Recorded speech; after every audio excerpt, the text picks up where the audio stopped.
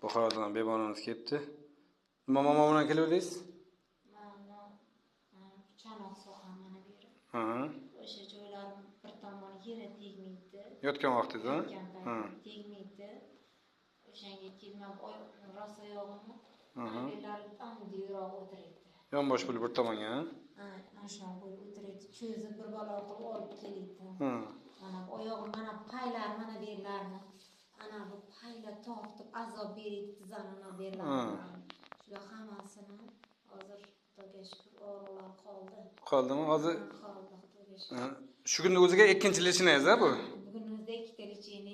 5 minutda 10 minut lechina qildik. Mana hozir bemorimiz grejada boqima qilib kelgan ekan.